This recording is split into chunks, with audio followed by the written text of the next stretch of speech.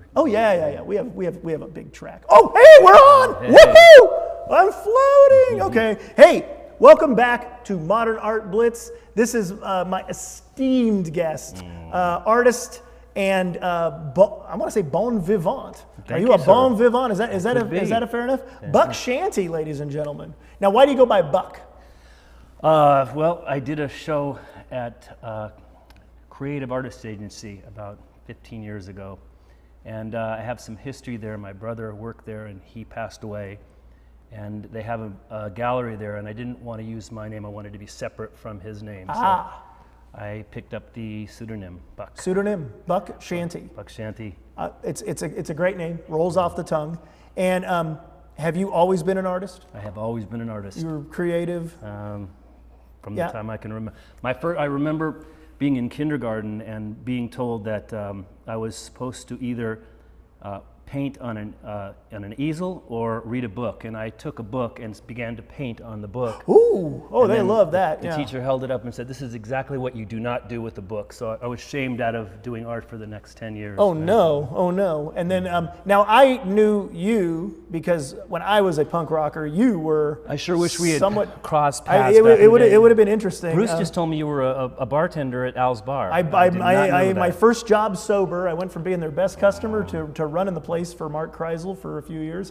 He may have saved my life hiring me. Who knows? Wow. Sorry, Mark's going, oh damn, they're all going to blame me now. Were you there the night the Replacements played? Or? No, I was a little after that. Okay. No, I heard that's still late. That was a legend, you know. And that was all like last minute, you know. Yeah, amazing. It's just so classic. Tell us though, when you were very young, you were hanging out with. What band were you hanging out with? Well, Social Distortion mostly, and Monk was my best friend, Monk Rock. Their manager. At the time.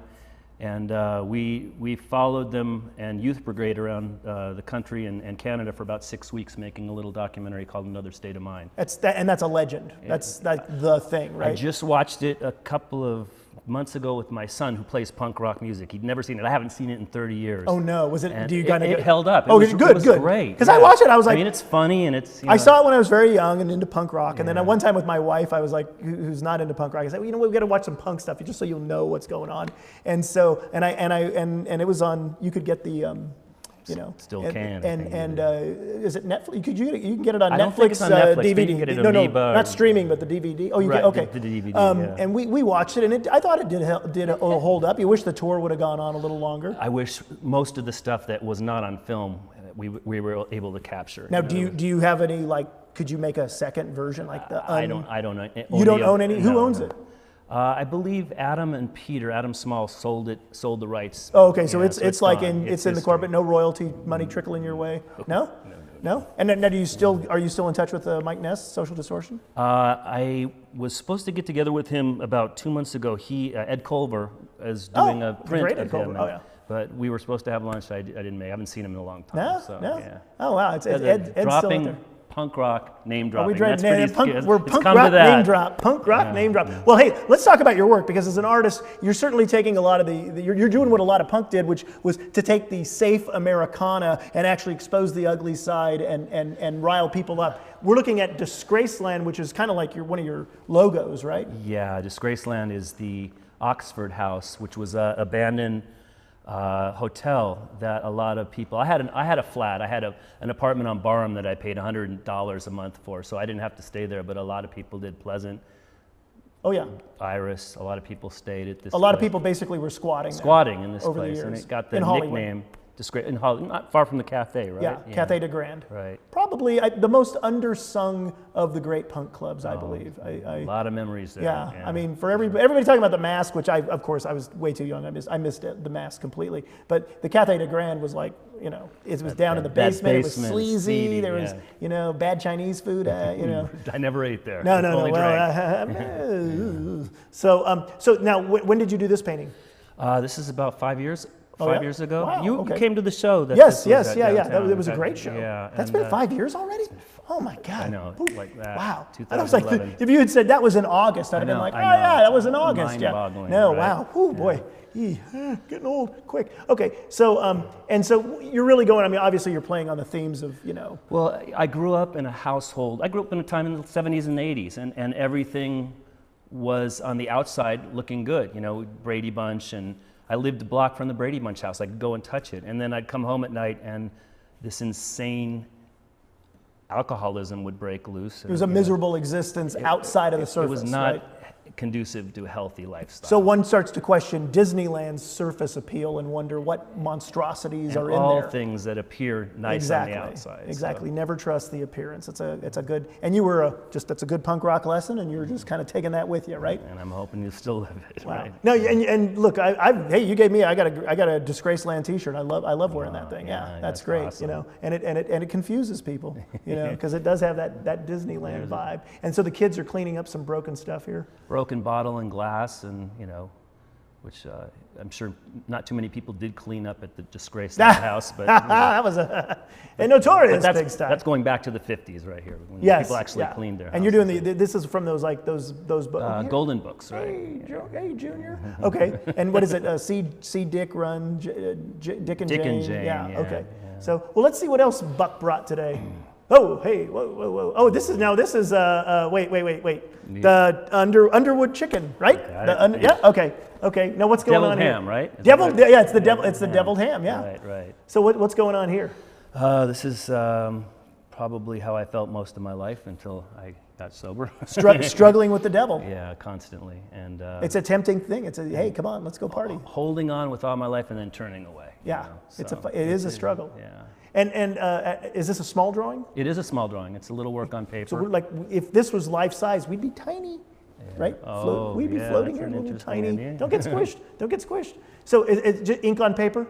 It is gouache and ink and graphite on paper. Gouache. Yeah. That's like you have to go to the art supply store. Yeah, you do have to do that. Blue Rooster, everybody. Oh yeah. Oh okay. Hey. Plug away.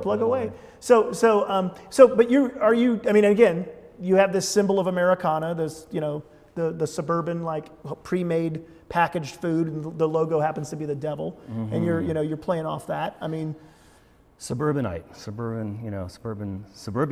right? You know. That's where you're. And wait, the Valley. I grew up in the Valley. You said by the Brady Bunch house. Where is that? Well, it was North Hollywood. Now it's affluent Studio City. You know. Oh, okay. But they put up fences everywhere. now. It looks they different. took the windows down. You can't recognize. Oh, really? Because they just got sick of it. I can imagine living there must have been a pain people in the ringing ass. the doorbell all the time. Yeah. Where's Greg and Peter? Right. I would, and wouldn't it be terrible if you lived there and your name actually was, Greg or Bobby or so Mike, Mike. If Mike and Carol lived there, that'd be terrible. Were they good neighbors, by the way, the Bradys? No. The doors closed, and those Brady girls. So, and you live in the Valley still. I did actually. So, how did you end up out with Orange County? All these guys out in Orange County, the Social Distortion and all that. Well, they came up to Hollywood to do this film, and 6 weeks on the road with a bunch of guys, you get pretty close. Okay. So Monk and I were like this. I still love Monk. Hey, Monk. What's up, brother? Hey, Monk. Yeah. I still, I had a public access TV show in La Mirada in 1980 called Media Blitz, and Ed Culver was one of my guests. Oh, cool. And then I ended up living at the Brewery Art Colony where Ed lived for years. It's not Ed, it's Edward.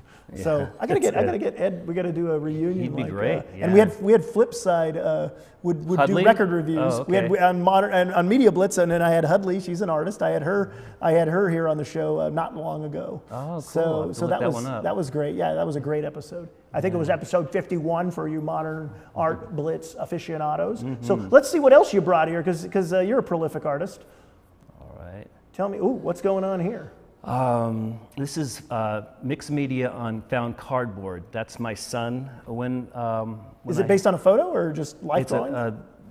That's a photo of him sipping on a Dairy Queen drink, and I just threw some. There's LA Weekly there, and then there's the Virgin Mary coming up. That's actually Jesus coming up. It's just I started softening a little bit when I had my own kids to the hard edge of what I was doing prior. So, there's a debate among punkers. I don't have kids, but there's a debate. Like, should we raise them with our culture, our music? We grew up punk rockers. Should they listen to punk rock? Or others saying, no, punk is a reaction of anger to a situation, and we should raise them in a world that they wouldn't need to have a punk reaction to things. Is that? And I raised my kids in a world where they wouldn't need to have that reaction, and my son plays punk rock. So mystery solved. So now, who do you have any? I mean, obviously, there's a lot of besides the music, there's a rich visual culture to punk rock. Do you have any influences within? Who are your artistic influences? Ray Pettibone is a huge influence. Yeah. I mean, yeah, he was around back in the day, and Richard Prince, I love his work. Okay. Amazing. Adult comedy action drama changed my life. Wow. That book, right? Have you? Oh yeah. Very familiar. Yes. Yeah, my brother gave that to me, and I was drawn into it. And, wow. Yeah. That's Richard Prince. I mean, it's pretty sophisticated stuff. I mean, it's not for everybody, Yeah, I guess not. His joke paintings are pretty simple. Well, though. that's But a lot of people, want the demand of the hand. They want more. But if you're Richard Prince, you can. If you're Richard Prince, you can do whatever you want. Yeah. Now, were there any influences within punk, the punk visual culture? I mean, you said Ray Pettibone was doing the flyers and stuff, but you remember, one of my all-time favorites. Where did he end up? Was Pusshead. Pusshead, yeah. He did the logo for the tour we were on. Oh yeah, okay, yeah. So, and I don't know what happened to him. Yeah. Who was the girl who? Sean Carey. Sean Carey. She passed away. She did, right? Yeah. I spent the night with her one night with El Duce locked in a closet, and that's a different. Whoa! Now, see, okay. Here's the thing. You already made one punk rock movie, and right there's a whole. That one night could be a movie. So many nights. Yeah. I'm sure I was talking with this guy. I was talking with Don Bowles about because he had Sean Carey had done some Germs flyers, and they ended up putting them on the Vans tennis shoes, and Don said that they looked and looked and looked for her heirs. She had that was it. She had a drug problem. She died, and there was just no, the parents were gone. She was gone. Nobody in it. And so Vans was like, good, we don't have to pay for this one. Right. Yeah. So, I heard she'd fallen down the, there was so many different rumors. Oh, really? Yeah. See, that's the problem. Unless they die right in public on the stage, If you're going to die, do it so it makes the evening news so somebody gets it right, because then, like what people saying El Duce's still alive. El Duce was saying Kurt Cobain was there's a conspiracy about that. I mean, come on, there's got to be we need more clearing. We all die, right? Well, but we don't need any punk rock fake news, okay? let's not. Oh, what do we got here? Oh, hey, wow, Pride and Joy. Ha! That's a great play on words. Yeah. Wow, how old is this piece? That's about 4 years old. Oh yeah. It's it's acrylic on canvas. Pride and Joy, that's a Schwinn. That's the stick shift Schwinn that I did not have growing up. That's the one everybody wanted, though. Everybody wanted that one, the orange crate. Yeah, and then only the spoiled kids in the neighborhood got it. Exactly. If you got that, it's kind of like, there's certain hallmarks of spoiled kids, and that Schwinn right there. And that was it. And then having it's not that great, but wanting it is, this really is a painting about desire more than it is a painting about a Schwinn, right? And it's got things like bong hit written in there very lightly. Oh yeah? Okay. So you're layering it. There's a lot of conceptual layering here, right? Conceptual layering, sure. So, and is this acrylic? It is acrylic. Acrylic? Yeah, on canvas. You ever do oil paint? Rarely. I add oil to, you gotta, I mean, there's an immediacy, I think, to your work that I think oil, it would. No patience. Well, I think it's kind of like why pay more when the acrylic's going to do the job for what you're doing, right? And it is punk rock. Huh? It is punk rock. Acrylic paint is probably closer to there's always that thing, is this punk rock? Is that not punk rock? Okay, can I do a punk rock quiz? Okay, yes or no? Where I actually did the, I was able to take this over to Becca's studio when she lived in the Valley. Oh, Becca, wow. And work on it over there, and she's now back in Austin. She's in Texas again. Yeah. Okay. Yeah. Oh, Becca's just great street artist. artist. Yeah. One of the original LA street artists, totally ignored by the street art establishment today, but an absolute pioneer. And a sweetheart too. Oh, great person, yeah. There's supposed to be a movie on her, but somebody made off with the actual footage. Doesn't surprise me. Yeah. Welcome to the I business. love you, Becca. Yeah. Hey, Becca. So let me ask you. You got into punk out of anger, out of love of rock and roll. Yeah, I think. What was the attraction?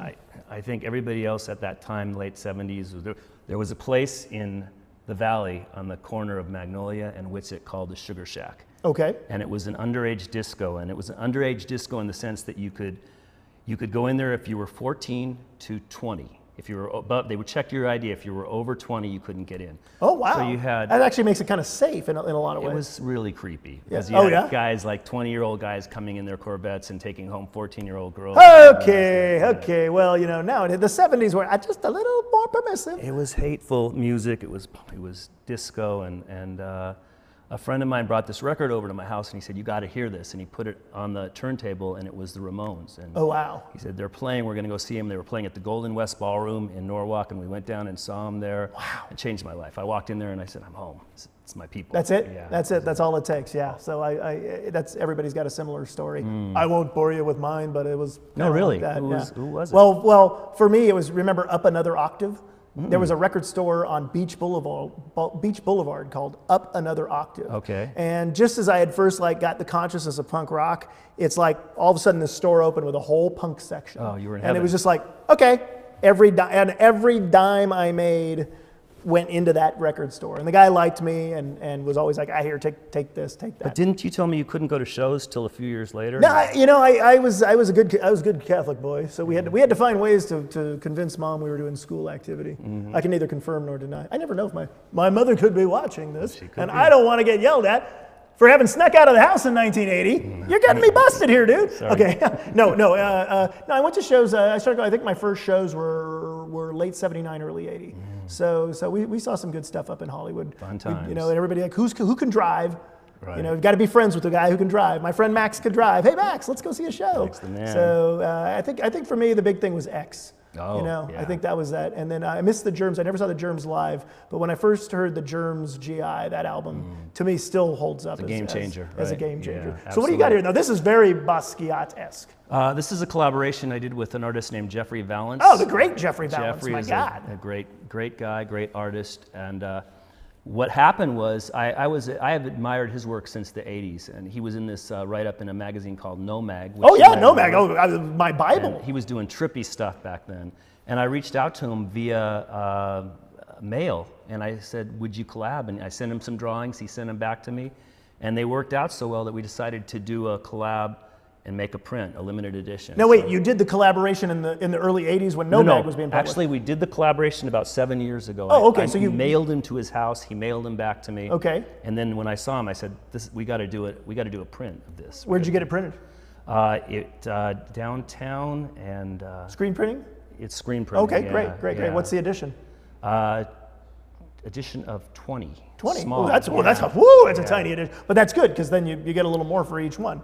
Yeah. And 3 images, so it's like a triptych. And Jeffrey's showing in England now. He just he's went doing over. really well. Right. Yeah. Yeah. And I have to say props to our artist Jeff Gillette, who's a struggling artist for years, and all of a sudden he's on fire. He's on fire Yeah, right now. yeah. And so Jeffrey could enjoy his show at the museum in England.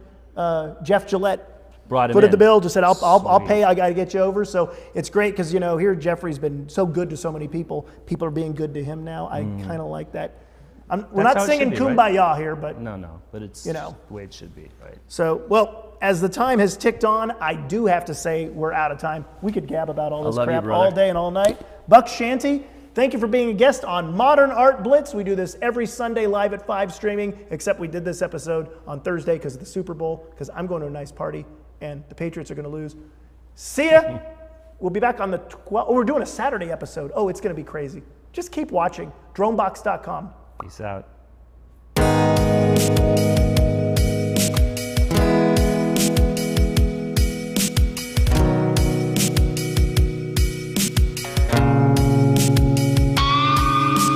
Welcome to the land of illusion.